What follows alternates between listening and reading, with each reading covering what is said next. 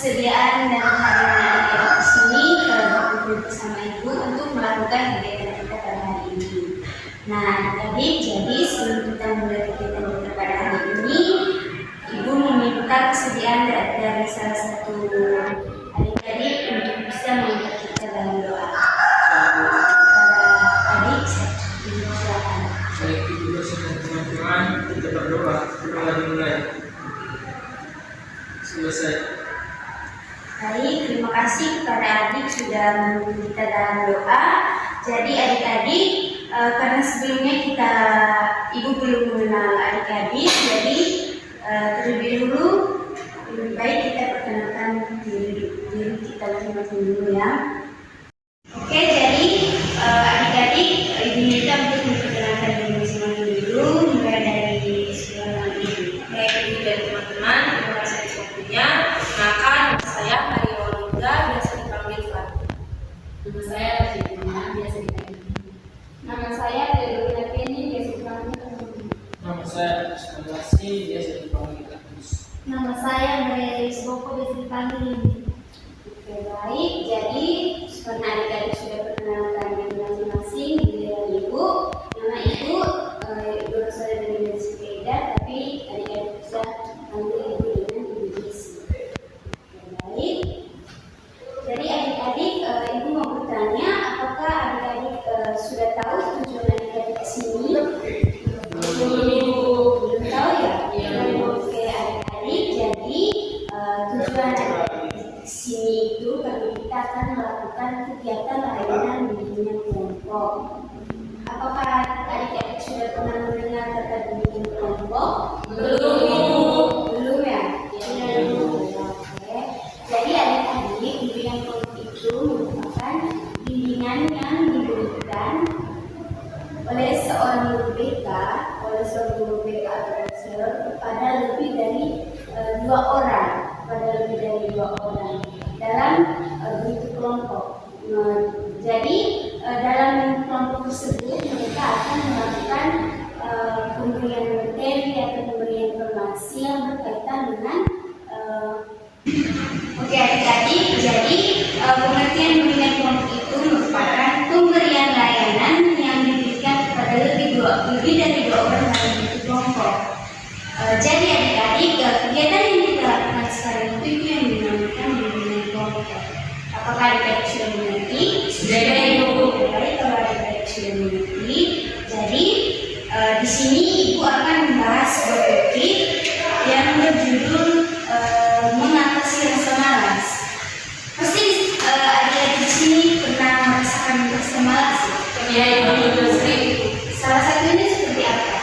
Mungkin bisa Tidur-tiduran atau malas bertugas Ibu, malas bertugas, terus apalagi malas belajar Ibu, malas Malas disuruh banyak sekali ya, padahal adik-adik ini banyak yang merasa malas ya. Iya, Ibu. Apalagi kalau berkaitan dengan Mengajar, Ibu. Oke, ya. Jadi kalau boleh Ibu tahu nih, apakah kan tadi adik-adik sudah menjelaskan bahwa adik-adik itu pernah malas belajar, malas ini, malas itu. Adik-adik tahu tidak pengertian malas itu apa? Udah tahu, Ibu. Sudah tahu ya? Iya, Ibu. Oke, baik. Jadi di sini Ibu akan menjelaskan pengertian dari malas itu seperti apa. Oke, di sini topik yang Ibu bahas itu tentang malas. Jadi pengertian malas itu adik-adik diartikan sebagai tidak mau, enggan, tidak suka, tidak bernafsu untuk belajar. Nah, seperti yang adik-adik sebutkan tadi bahwa adik-adik itu sering sekali malas belajar. Ya. Jadi malas belajar, tidak mau, enggan, tidak suka, tak bernafsu untuk belajar. Nah, malas adalah sebuah rasa menurunnya semangat kejiwaan dalam keinginan positif yang direfleksikan dalam gerak tubuh untuk melakukan aktivitas lain maupun jasmani. Jadi adik-adik, rasa malas itu dapat disimpulkan sebagai keengganan seseorang untuk melakukan sesuatu yang seharusnya atau sebaiknya dilakukan. Apakah adik-adik sudah mengerti apa itu malas? Sudah, Ibu.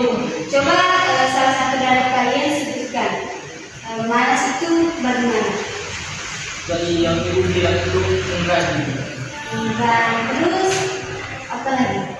Tentang Udah mau ya sesuatu yang positif ibu. Jadi adik-adik ini mesti berkonsentrasi ya, masih fokus. Iya ibu. Jadi selanjutnya itu penyebab dari rasa malas. Adik-adik malas belajar itu penyebabnya karena apa?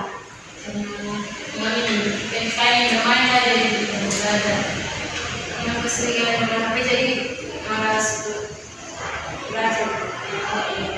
Jadi teman-teman penyebab rasa malas itu terjadi karena dua faktor. Yang pertama itu faktor internal dan yang kedua itu faktor eksternal. Nah, yang menjadi faktor internal itu kurangnya motivasi dari diri sendiri. Jadi kurangnya dorongan dari diri sendiri untuk bisa melakukan sesuatu hal yang bisa dilakukan. Seperti yang adik katakan tadi bahwa adik-adik itu malas belajar. Jadi adik-adik itu kurangnya rasa dorong, kurangnya rasa motivasi dari dalam diri adik-adik untuk bisa belajar. Bisa dipahami? Bisa ibu. Oke. Jadi yang kedua itu karena kelelahan. Apakah pernah merasakannya adik-adik? Pernah kelelahan, karena capek, makanya jadi malas. Dan yang ketiga itu karena sedang sakit atau sedih. Jadi kalau untuk faktor eksternalnya itu, faktor eksternal itu adik-adik faktor yang berasal dari luar. Kalau tadi faktor internal itu adalah faktor yang berasal dari dalam diri. Kalau dari faktor eksternalnya itu adik-adik itu yang pertama itu karena sikap orang tua yang tidak memperhatikan adik-adik. Mungkin dari adik-adik ada bapak mama yang tidak memperhatikan untuk mengerjakan PR, mungkin terlalu sibuk bekerja, mungkin ada ya. Yang ketiga itu karena suasana rumah, dan yang keempat itu karena tersedianya fasilitas permainan yang berlebihan. Seperti yang adik katakan tadi, karena terlalu banyak bermain HP. Jadi adik-adik itu dua faktor penyebab rasa malas. Dan yang ketiga itu adalah bagaimana cara mengatasi rasa malas itu. Bagaimana cara kita bisa mengatasi rasa malas. Mungkin adik-adik tahu cara kita untuk bisa mengatasi rasa malas itu seperti apa? Sudah tahu ya? Oke, jadi cara-cara untuk mengatasi rasa malas itu yang pertama, ini bisa dilakukan oleh guru. Yang pertama itu dengan memberikan hadiah, memberikan hadiah. Nah, hadiah ini merupakan salah satu cara terbaik untuk memotivasi kalian agar kalian yang malas tidak lagi malas mengerjakan PR, tidak lagi malas untuk belajar. Jadi dengan memberikan hadiah, dengan memberikan permen, dengan memberikan buku, dengan memberikan uang, berarti kalian tidak akan malas. Itu yang pertama. Yang kedua itu terangkan arti pentingnya disiplin. Jadi adik-adik ini harus bisa disiplin waktu, disiplin untuk belajar, bisa tahu. Yang ketiga itu ceritakan kepada anak tentang kisah orang hebat yang sukses berkat sikap disiplin yang mereka miliki. Dan yang keempat, buatlah proses belajar menjadi mudah. Jadi begitu ya adik-adik. Adik-adik bisa memahami cara mengatasi rasa malas ini? Bisa. Atau mungkin dari adik-adik ada yang bisa memberikan salah satu contoh cara mengatasi rasa malas. Adik-adik, jadi dari pertemuan yang kita lakukan hari ini dapat disimpulkan dari materi yang diberikan. Di sini Ibu dapat menyimpulkan bahwa rasa malas itu merupakan perilaku individu yang ditujukan ditunjukkan dengan cara enggan melakukan sesuatu dan memilih untuk diam.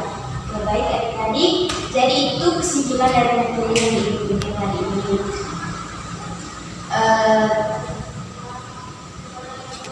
Ibu ucapkan terima kasih kepada adik-adik yang sudah menghadiri kegiatan bimbingan kelompok hari ini, dan sebelum kita mengakhirinya, lebih baik kita awali dengan akhiri dengan doa.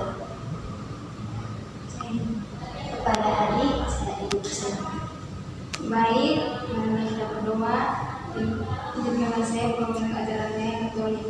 Dalam nama Bapa dan Roh Kudus. Amin. Berdoa selesai.